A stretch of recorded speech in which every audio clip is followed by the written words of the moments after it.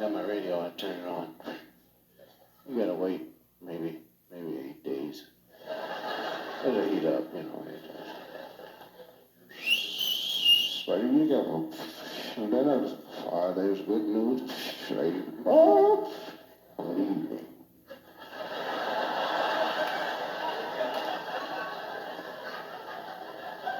That's the guy.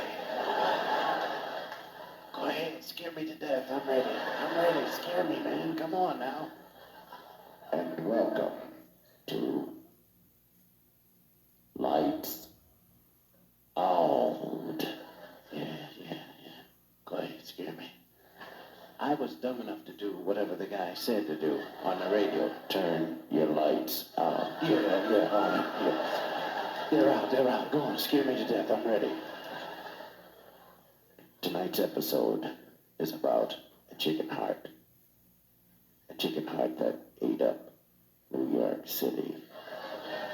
Yeah, go chicken heart. Go get him. Eat him up, chicken heart. Scare me to death. I'm ready.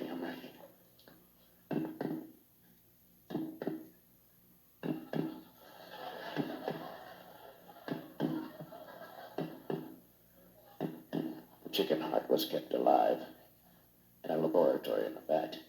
Special solution. Half blood, half sodium, so it's like...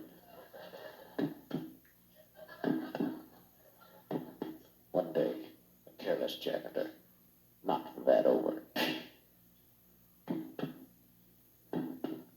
He went to get a rag to clean it up. The chicken heart grew. 6 foot, 5 inches. And in search of human blood. The janitor came back, opened the door. The heart ate him up. What? Go get him, chicken heart. Go get him.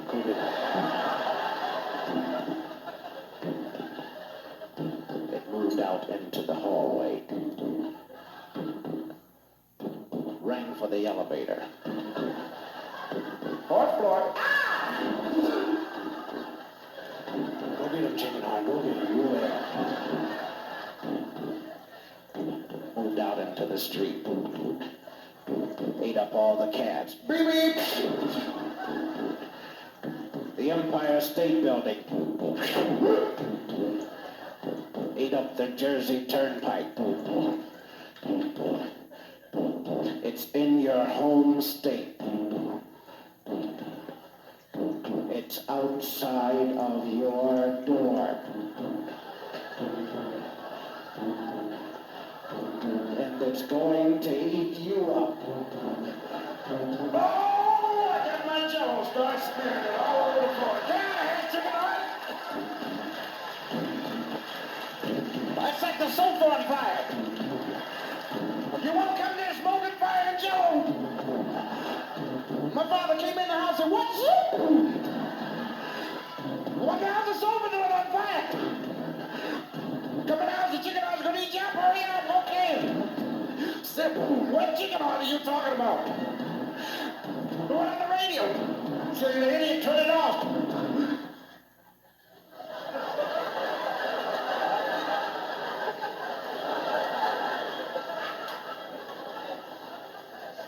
I hadn't thought of that. For 2 years, anybody that passed by our house, my father, whether he knew him or not, would call him in. Hey, come here, I want to show you my dumb kid. Oh, and tell him how you burn up $100 sofa and broke your father's arm. Save us from that.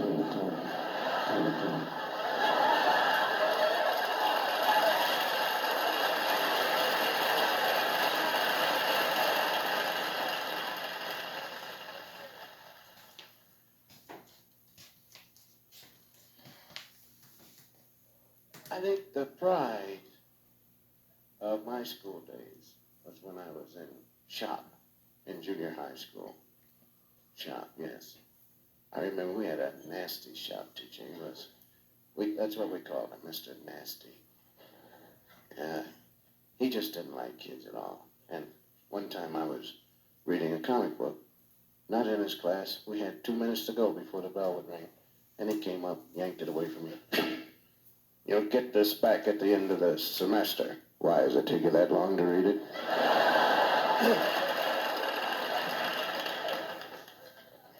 But the proudest thing I remember was shop having an apron.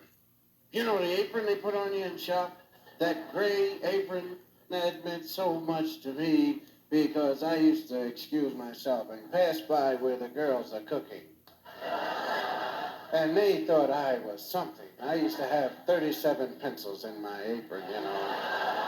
I'd walk by with grease and oil on my hands that I'd borrowed from somebody's car, you know. I'd walk out on that guy's car and get some grease and oil on me, you know. I'd walk by, you know, and my girlfriend Doris used to come out. "Whoa, what are you making now?"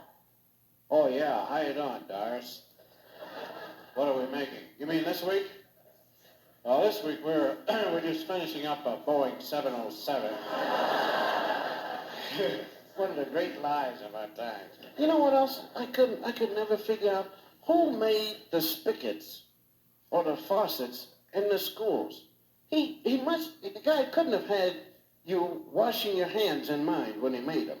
Because it's impossible to wash your hand with holding the thing while the water comes out. You can't do it.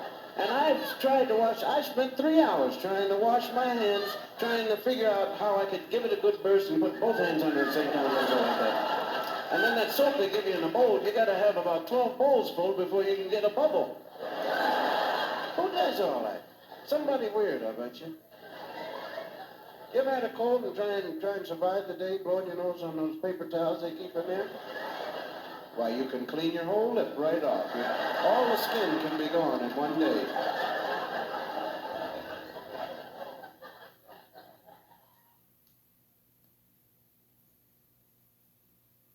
Special class was really weird. Special class, that's where they have all these kids like Mortimer Snerd, you know?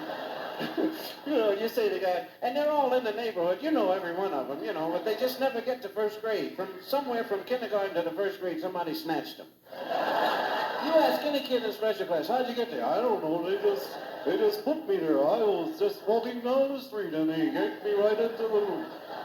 You know, and they're, you know. But, of course, that doesn't say the kid won't graduate college, you know. A lot of them make some of the finest quarterbacks in the world. It just takes a little time to develop them, that's all. But what I'm trying to get at is that the special class, I wish I was in special class, because they were always walking by our room. We're in there sweating, writing, reading, doing things, and they're always going to the zoo. We're going to the zoo today. And after that, we're going to the baseball game. Then we're going to Hong Kong, and then they're taking us to Japan. And we're going to a lot of places. Yup. I'll never forget that. And a lot of us tried to get into the dumb class, too, man. We'd sit up here and teach us, what's 1 and 1? Yup. Now sit down. We've got your IQ marks back. You're not dumb.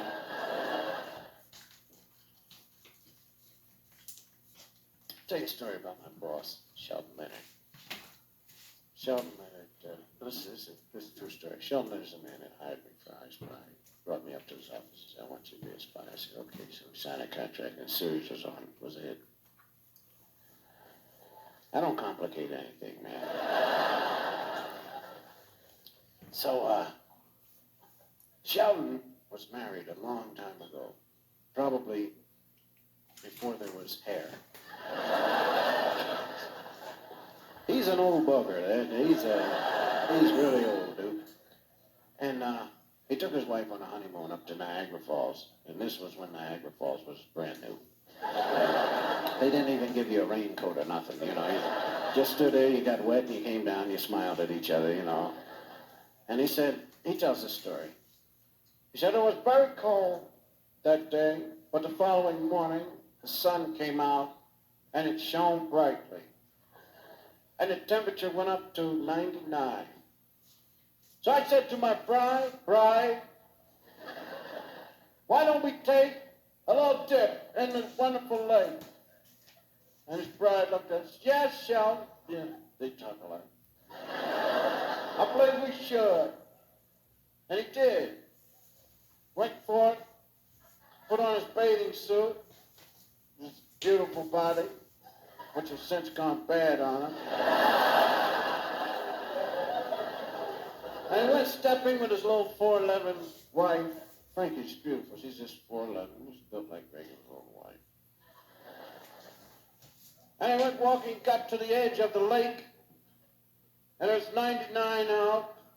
They said, "My dear, I believe I should take a plunge." That's the way they used to talk in the old days. You know, you had to tell your wife everything you're going to do, you know? Even if she was standing there looking at you, you know. "My dear, I believe I will walk to this board." "Do it, do it." I said, "Are you with me?" She said, "Yes, Sheldon, I'm with you." And he went up and he hit the diving board. And he did soar into the air. Up, up, up. Forming a great swan dive. Yes.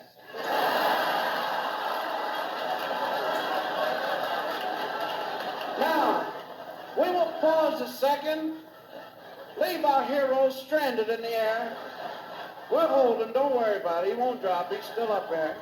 And we will say, he is about to plunge into a what? Lake. And how do you get lake water? Well, usually what happens is the water runs down from the mountain. Yes, and how do you get it? Maybe the snow will melt. Right. Does it ever really get hot? No.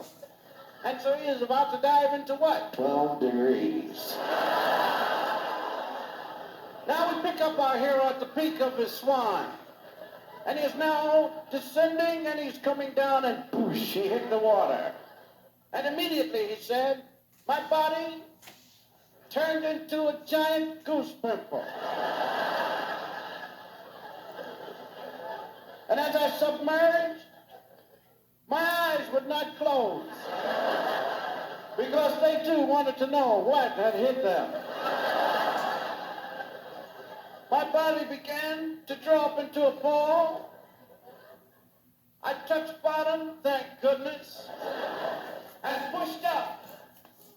And as my head broke through the water, I was facing my wife, about 30 feet away from her. And she stood there smiling. And I said to myself,